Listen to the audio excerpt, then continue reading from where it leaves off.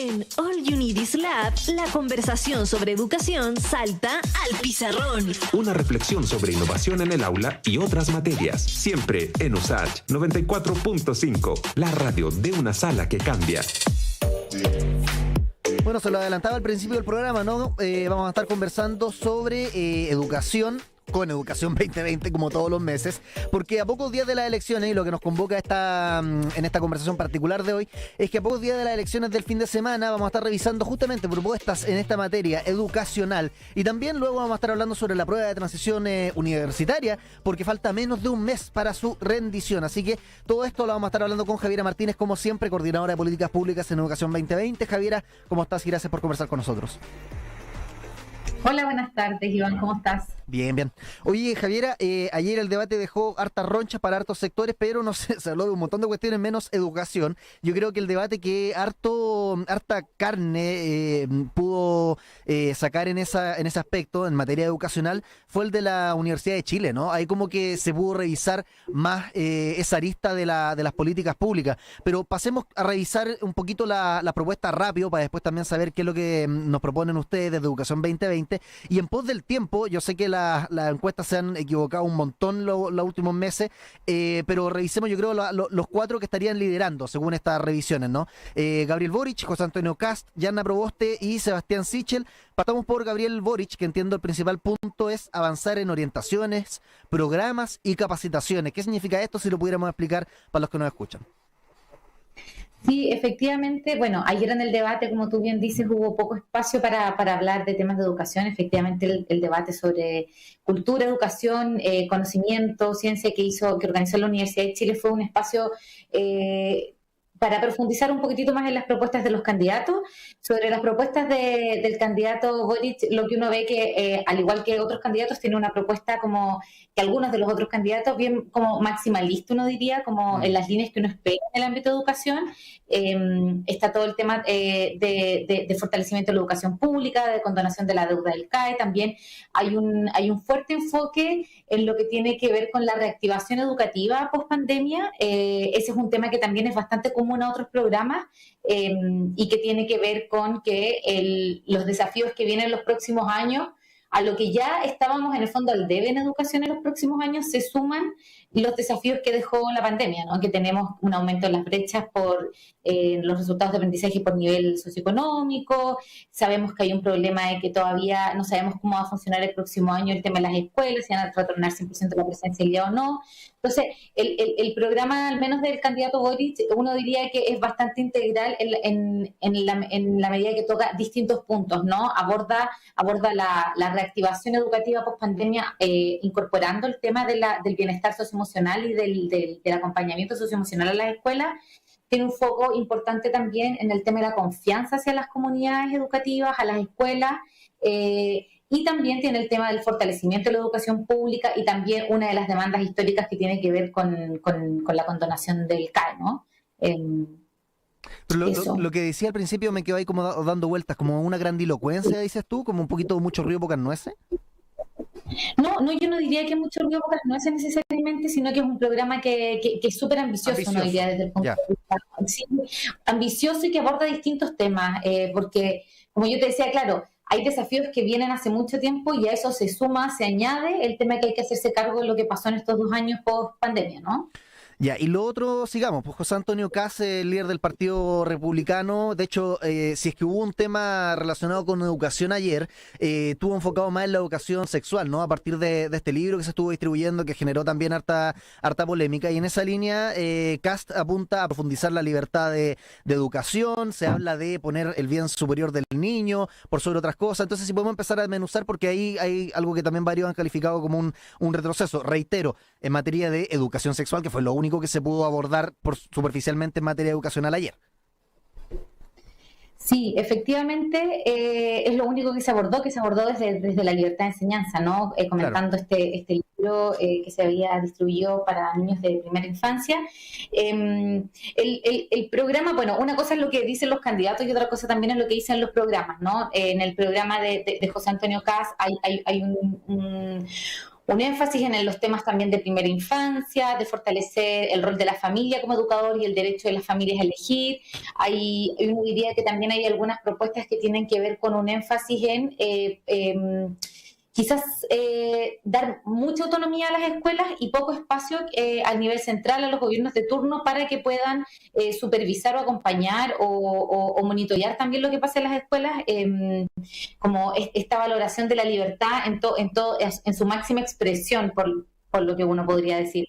Uno también ha escuchado al candidato decir públicamente que cree que hay que detener el proceso de desmunicipalización de escuelas, lo que es bastante distinto de todo el resto de los candidatos. El resto de los candidatos, a través de sus programas o públicamente, ha hablado de que hay que fortalecer el proceso de educación pública, la transición a la educación pública, a la nueva educación pública. En el caso de José Antonio Kast, las declaraciones que ha hecho el candidato en otras ocasiones, no en particular en el debate de ayer, apuntan a eso, ¿no?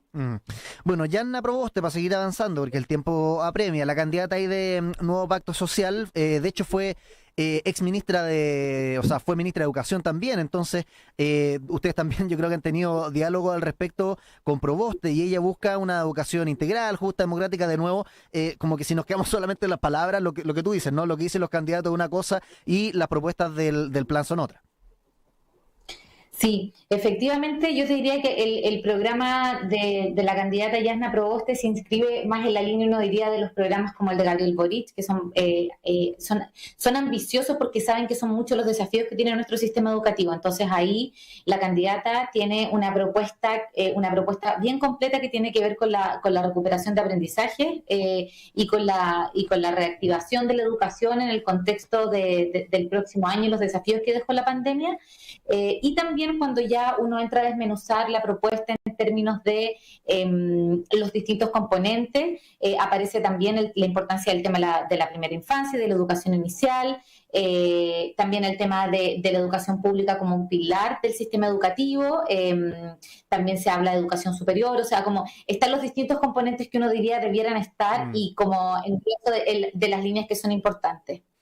Y por último, nos queda en el tintero Eduardo Ortega, Marco Enrique Minami y Franco Parisi también, pero como te dije, en pos del tiempo nos estamos ahí acotando un poquitito. Por último, Sebastián Sichel de Chile Podemos Más propone varias cosas, pero hay una cuestión ahí que me digamos, llama la atención, si podemos profundizar, que tiene que ver con el monto también de subvención de la Junji, que yo sé que no tiene que ver con la educación escolar, pero digamos, hace varios detalles también en el desarrollo cognitivo, socioemocional, habilidades, valores, bienestar personal y común, o sea, cuestiones que uno diría van más por el lado de las habilidades blandas que reformas o políticas más duras, ¿no?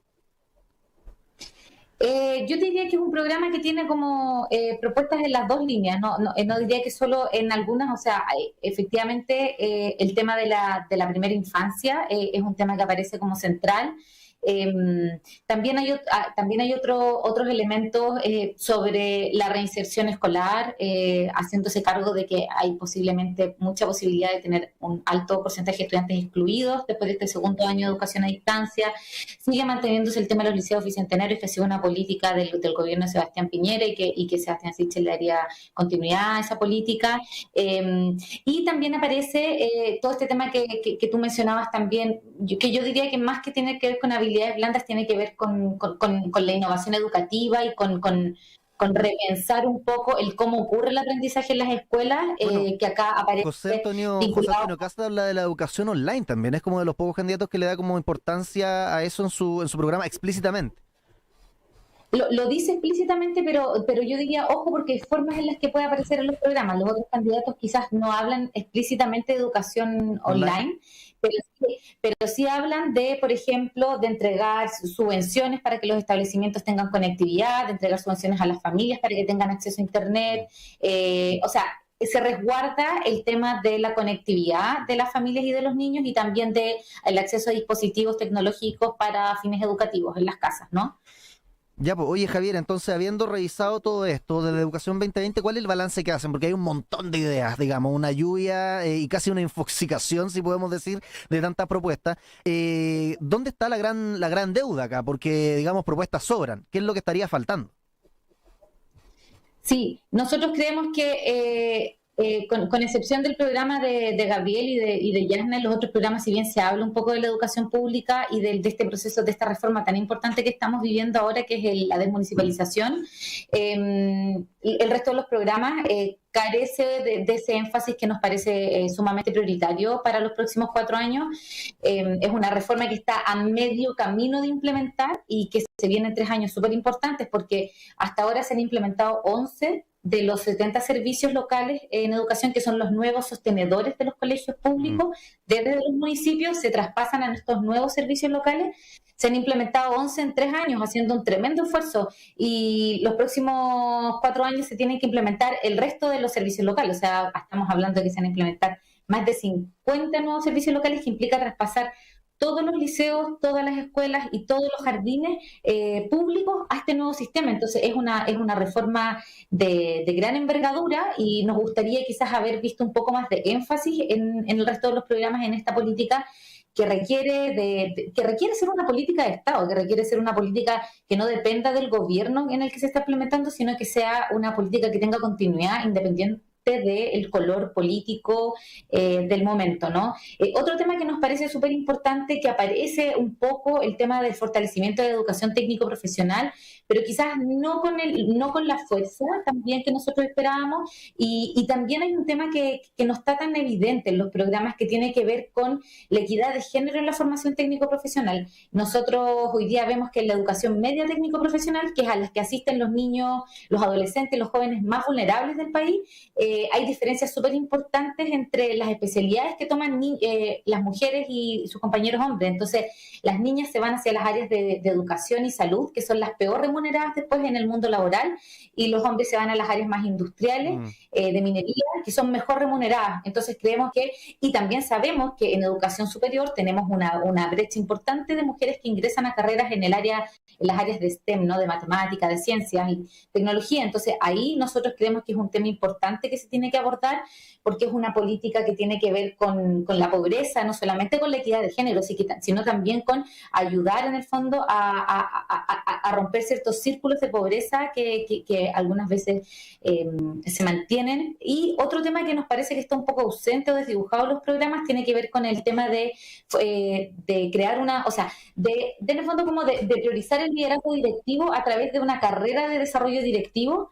Nosotros sabemos que en los últimos años se ha avanzado harto con el tema de la carrera de desarrollo profesional docente, pero creemos que es importante dar un salto, porque los directivos escolares son quienes tienen una tarea primordial en las escuelas, apoyando la labor de los docentes, los que a su vez trabajan directamente con niños y niñas. Entonces creemos que tener una carrera profesional que sea atractiva para que los mejores profesionales quieran ingresar y mantenerse en esta carrera directiva es clave si queremos dar un salto cualitativo también en la calidad de la educación. Oye, Javier, en temas de que quiero profundizar en lo que dijiste al principio, que tiene que ver con los servicios locales de educación pública, que es algo que personalmente yo creo que se habla bastante poco. Si nos puedes también explicar, como para profundizar, a los que nos escuchan por la radio, nos ven también por la señal de Santiago TV, ¿quiénes son estos sostenedores al final? Porque tienen un vínculo estrecho, tienen una relación muy, digamos, de pertinencia territorial muy importante, ¿no? Los servicios locales de educación pública.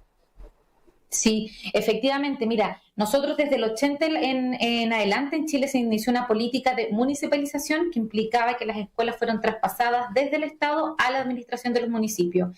Y durante 30 años lo que ha ocurrido con las escuelas, los liceos en la educación municipal, es que ha disminuido la matrícula, ha bajado la calidad de la educación, y eso ha pasado principalmente porque se ha abandonado la labor pública del Estado de la educación. Entonces, en el año 2017 se aprobó esta ley, que era la ley que creaba este nuevo sistema de educación pública, que buscaba devolver al Estado la labor por la educación pública, y esta ley implica que se van a crear 70 nuevos servicios locales de educación.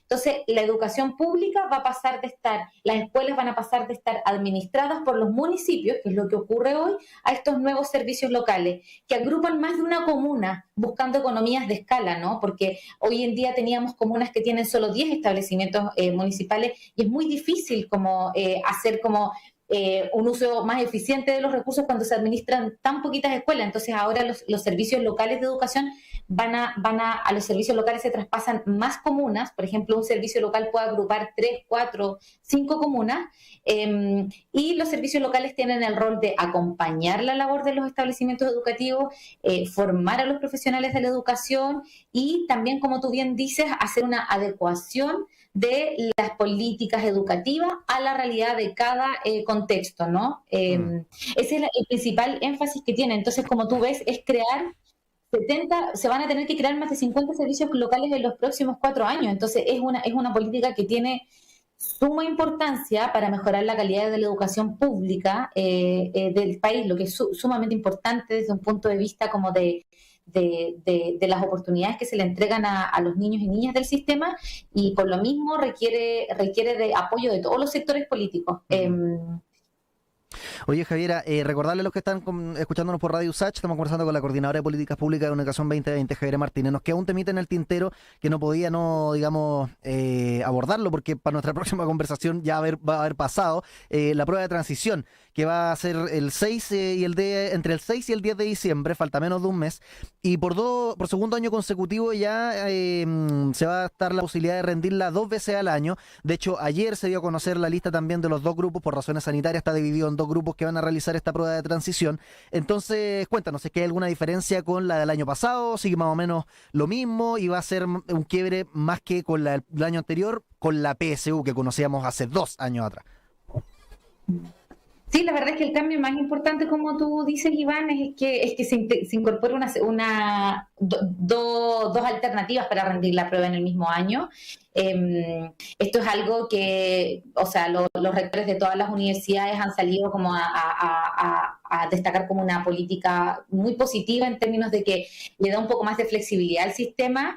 Una de las principales diferencias que instala esta segunda vez que se puede rendir la prueba es que los estudiantes van a poder elegir el mejor puntaje obtenido entre las 2 pruebas rendidas un año o las 2 del año anterior, y con esos puntajes van a poder postular. Entonces, si tú te fue mejor en la de matemática de julio, pero después en diciembre te fue mejor en la de lenguaje, tú vas a poder complementar esos dos puntajes entregando más oportunidades, bajándole un poco la presión al tema de que es un momento. Esto está súper en línea con lo que hacen otros países. O sea, hay más de una posibilidad de rendir esta prueba porque se entiende que es un momento de mucha presión para las y los estudiantes. Nosotros creemos que es un avance súper importante.